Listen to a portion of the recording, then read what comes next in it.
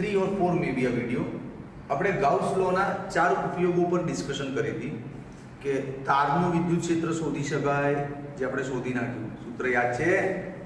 નથી? Lambda upon 2 પાઈ epsilon 0 r. પછી બીજું હતું સમતલનું વિદ્યુત ક્ષેત્ર શોધી શકાય. શોધ્યું ને આપણે ગયા લેક્ચરમાં, યાદ છે?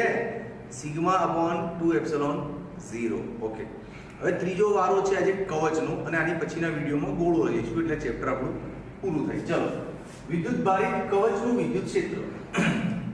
પહેલા તો ડ્રોઈંગમાં તો શું કવચ દોર, આ કવચ દોરી, બરાબર? કવચ ઉપર વિદ્યુત ભાર છે બધું, કમ્પ્લીટ વિદ્યુત ભારિત કવચ. ડન.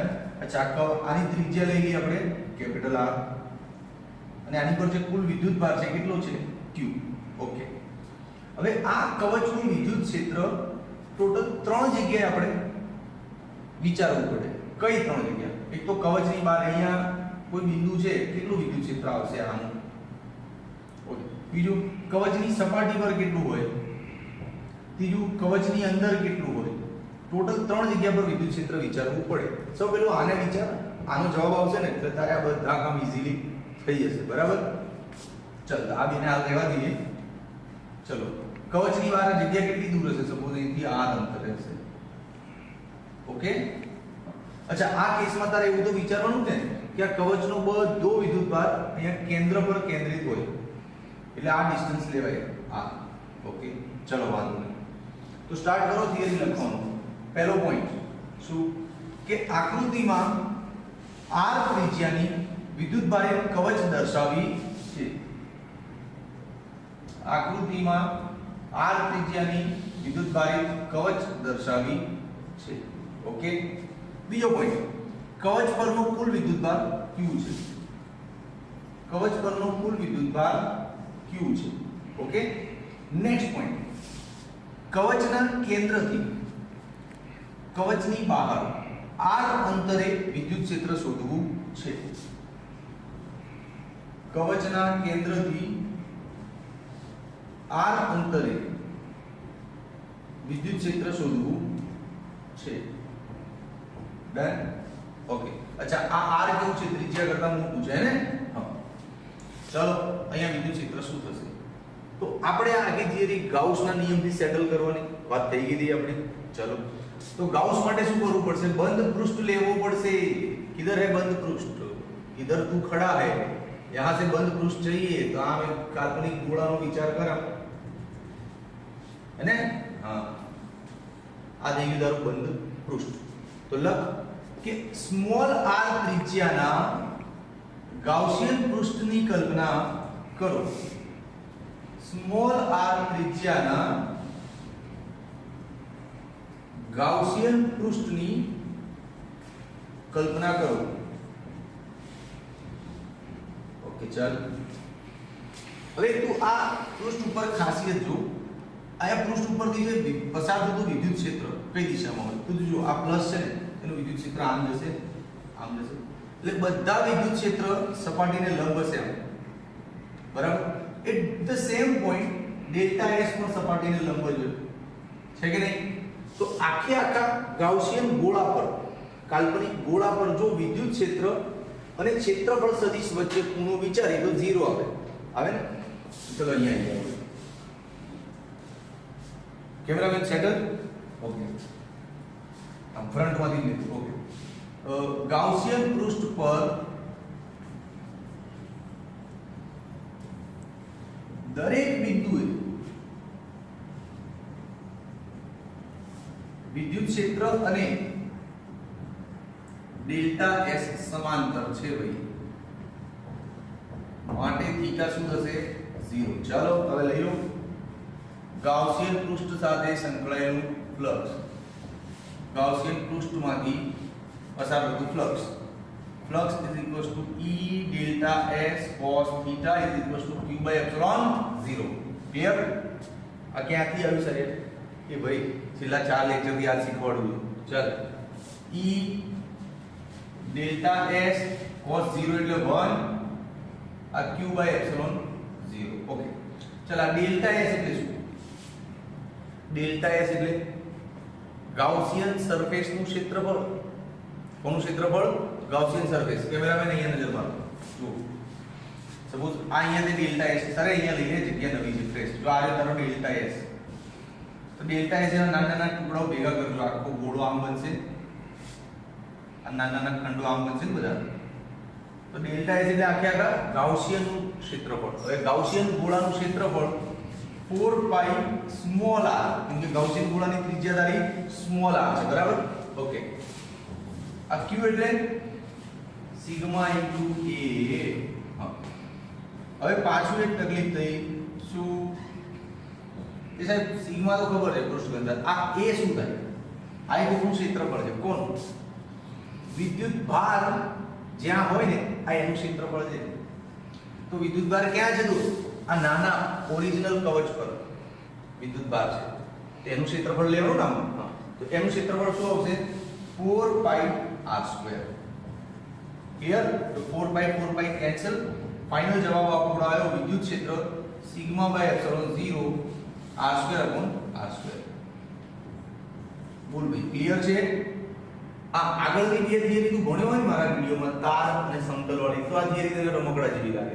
બાકી તું પહેલી આ થિયરી જોઈ તો તને નવું લાગશે. એટલે જો આ થિયરી પરફેક્ટ સમજ્યો તો પાછળની બે જોઈ નહીં, બરાબર? તાર અને સમતલ વાળી. તો આ સૂત્ર આવી ગયું. હવે આની અંદર બી થોડુંક છે, તપાસ કરવાની છે. જો આને સમીકરણ એક નામ આપી દે પહેલા તો. હવે વિદ્યુત ક્ષેત્ર બરાબર સિગ્મા બાય એપ્સિલોન 0 r²/r² સૂત્રમાં આ સિગ્મામાં કંઈક ઘડી કાચી કરીએ આપણે. શું કરીએ? અરે કરીએ ને ઉપર સિગ્મા એટલે q બાય a લઈ લઈએ, પાછું રિટર્ન જઈએ થિયરીમાં. હમણાં જો મેં લીધું હતું ને q ની જગ્યાએ આપણે શું લીધું હતું? Sigma into. હવે સિગ્મા એટલે પાછું q બાય a લઈ લઈએ. કંઈક નવું સૂત્ર તારવવા માંગે છે પુસ્તક વાળા આપણી પાસે, એટલે આ મહેનત કરાઈ છે. આ ચોપડીમાં છે જ બધું. ક્ષેત્રફળ ફરીથી 4 પાઈ r² કેન્સલ, q upon 4 પાઈ એપ્સિલોન 0 upon r². અચ્છા, આને ક્યાંક જોયું છે? આ યાદ આવે છે? યાદ આવે છે? સ્મોલ k દોસ્ત, સ્મોલ k. તો જો આ સૂત્ર થઈ ગયું. હવે તું કહે સાહેબ આ તો જોયું છે ક્યાં? આ તો જોયું છે. યસ, બિંદુવતનું વિદ્યુત ક્ષેત્ર હતું. આ બિંદુવત વિદ્યુત ભારના વિદ્યુત ક્ષેત્રનું સૂત્ર હતું. કવચના બહારના બિંદુ માટે પણ આ યાદ આવ્યા. એનો મતલબ શું થયું? તારો જવાબ અહીંયા આવ્યો, તું સેટ થઈ ગયો લાઈફમાં. હવે આગળ ચિંતા નહીં કરતો. અચ્છા, દિશાઓ લેવાનું રહી ગઈ ને, ઉપર અહીંયા લઈ આવું. સદિશ હોય ને તો આ આર કહેવાય. બે આની નાની દિશા એક છે, ચિત્ર જો ને ઉભો પડે. અહીંયા બી સદિશ હોય તો આર કહેવાય, બરાબર છે? હવે થિયરી પરથી એક્ઝામમાં આટલું જ છે, પણ આ એક્સ્ટ્રા ભાષણ છે. શું ભાષણ છે? કે કવચના બહારના બિંદુએ, કવચના બહારના બિંદુ અહીંયા ક્યાંક વિદ્યુત ક્ષેત્ર આટલું લાયા kq/r². અને સાહેબ બિંદુવતનું બી આ સૂત્ર છે. તો અહીંયા સિમિલરિટી છે. શું સિમિલરિટી છે? કે આપણે કવચ હોય ને, કવચની બહારની જ્યારે વાત કરીએ ને ત્યારે કવચનો બધો વિદ્યુતભાર કેન્દ્ર પર છે એવું સમજવાનું હોય. કવચનો બધો જ વિદ્યુતભાર આમ જો કેન્દ્ર આગળ હોય તો પછી બિંદુવત જેવું બિહેવિયર થાય ને, એટલે યાદ રાખજો. પણ આ સૂત્રમાં અને બિંદુવતના સૂત્રમાં ફરક છે. શું? બિંદુવત માટે બી સાહેબ સૂત્ર આવું છે kq/r². આમાંય આવું છે, પણ બેમાં એટલો ફરક છે. બિંદુવતમાં q એટલે q જ થાય, જ્યારે અહીંયા q એટલે સિગ્મા a લઈ શકે તારે જરૂરિયાત પ્રમાણે અને પાછું આ સૂત્ર લઈ શકે. એટલે આ ફરક છે. ઉપરથી જોતા આપણને બે સરખા જ લાગે છે kq/r², kq/r², પણ આના q માં તું એની ટાઈમ સિગ્મા a લઈ શકે. ક્લિયર? ઓકે. હવે આ તો થઈ ગયું કવચની બહારનો બિંદુ. હવે કવચની અંદરનો બિંદુ, કવચની સપાટી પર જો કવચની પહેલા તો આ કવચ છે, આમ જોઈ બી કવચ. ઓકે. કવચની બહાર અહીંયા આગળ વિદ્યુત ક્ષેત્ર આપણે શોધ્યું σ/ε0 r²/r². હવે હું પ્રશ્નને ટ્વિસ્ટ કરીને એમ કહું કે અહીંયા નહીં, સપાટી પર વિદ્યુત ક્ષેત્ર જાણવું છે. એટલે તારું આ જે અંતર છે ને દોસ્ત, આટલું મોટું જેમ આટલું થઈ ગયું. હા, તો સપાટી પર ગાણિતિક રીતે અંતર અને ત્રિજ્યા સરખી વર્તાય તો આ સૂત્રમાં એવો ફરક પડી જાય. σ/ε0 r²/r² cancel out. The answer is σ/ε0. સપાટી પર આવું થઈ જાય. સમજો કે નહીં સમજો? હવે કવચની અંદરનો બી પ્રશ્ન છે, દેખાય છે કે નહીં? કવચની અંદર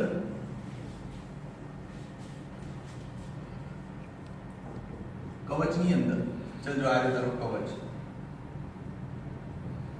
સહેજ મોટું થશે, મજા નહીં આવે તને.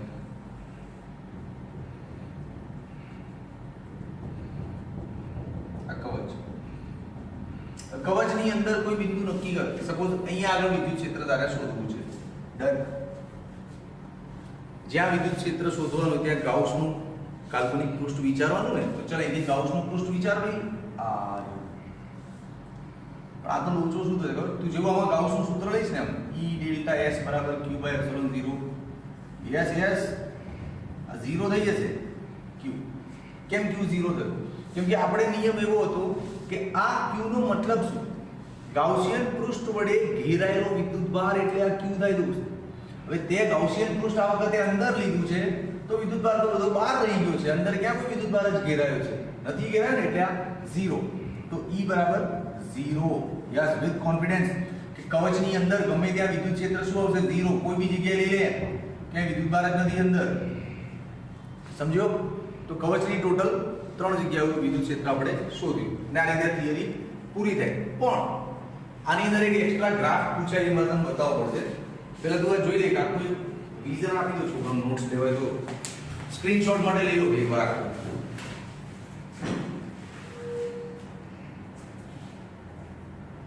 ડન.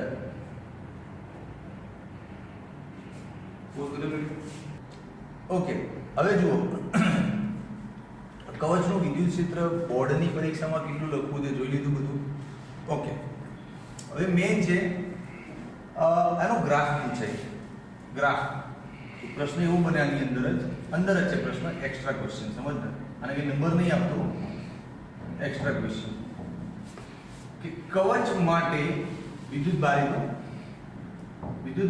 કવચ માટે વિદ્યુત ક્ષેત્ર વિરુદ્ધ અંતરનો આલેખ દોરો. જો ભાઈ આલેખમાં છે ને તું 11માં બધું શીખીને આવ્યો હોય, થોડું કાચું પાકું છે, એટલે એકવાર હું તને છે ને આલેખ હળવો પૂરવો આઈડિયા આપી દઉં કે તારી લાઈફમાં આલેખ કેટલા આવ્યા છે. નાના છે બધું ડીપ નહીં આપું ને, તારા ચેપ્ટર રહી જશે. પહેલું, જો x ચલે છે y હોય ને સમપ્રમાણતા, તો એનો આલેખ આમ થાય, સ્ટ્રેટ લાઈન. આનું એક્ઝામ્પલ આપું, તે ઓહમનો નિયમ જોયો હશે 10માં. v ચલે છે i, તેનો આલેખ આવો જોયો છે સૂર્ય, હે ને? હા. x ચલે છે y નો આલેખ આવો હોય, x ચલે છે 1/y, તેનો આલેખ છે ને આમ હોય, દેખાયું? અને જો x ચલે છે 1/y² હોય તો એનો આલેખ આના જેવું છે, પણ છે બધું ડીપ હોય. આમ આ સેજ સુરેખ જેવું લાગતું હોય અને આ વધારે આમાં ક્લિયર વળાંક દેખાય. ઓકે, ચાલો આ બેઝિક નોલેજ. ચાલો તો ઢગલો આલેખ પડે મારા ક્લાસરૂમમાં ભણતા હોય તમે લોકો, અત્યારે આટલું જ આપીશ. ચલ, વિદ્યુતભારિત કવચ માટે E વિરુદ્ધ R નો આલેખ. પેલા આ સંબંધો જોઈ લે બધા. જો આ તારું કવચ સમજ, આમ વિદ્યુતભારિત કવચ થઈ ગયું આખું. ઓકે, કવચની અંદર વિદ્યુત ક્ષેત્ર 0 છે, આપણે જોયું. કવચની બહાર વિદ્યુત ક્ષેત્ર છે ને બિંદુ જેવું જ આવ્યું હતું, q/r², અને સપાટી પર આવ્યું હતું σ/ε0, હે ને? ખ્યાલ આવ્યો? તો જો કવચની અંદર વિદ્યુત ક્ષેત્ર 0 છે અને સેન્ટર થી લઈને ત્રિજ્યા સુધી જાવ ને ત્યાં સુધી વિદ્યુત ક્ષેત્ર 0 છે. સપોઝ આનો ગ્રાફ બનાવો, આમ બને તો ભાઈ આ ગોળાનું કવચનું સેન્ટર છે. સપોઝ આ રહ્યો તારો કવચ, સમજ?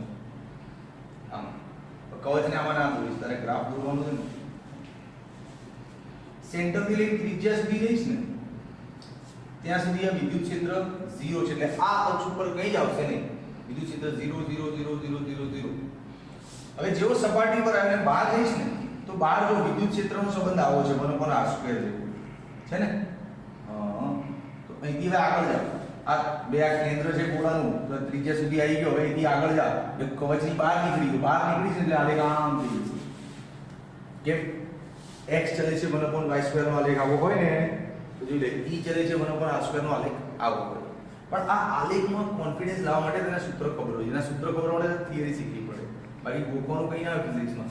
અહીંયા E ચલે છે 1/r² નો સંબંધ છે, અહીંયા વિદ્યુત ક્ષેત્ર 0 છે અને આ જગ્યાએ વિદ્યુત ક્ષેત્ર મેક્સિમમ છે. બિલકુલ, કેમ કે સૂત્ર શું કહે છે, જેમ અંતર વધશે એમ વિદ્યુત ક્ષેત્ર ઘટશે, જેમ અંતર વધશે વિદ્યુત ક્ષેત્ર ઘટશે. તો અહીંથી જેમ જેમ દૂર જઈશ વિદ્યુત ક્ષેત્ર ઘટશે, એનો મતલબ મેક્સિમમ તો અહીંયા જ છે ને, કેમ કે અંદર 0 છે અને અહીંથી દૂર જાય એટલે ઘટે, તો સૌથી વધારે તો અહીંયા જ હશે ને. એટલે આ જગ્યાએ વિદ્યુત ક્ષેત્ર મેક્સિમમ છે.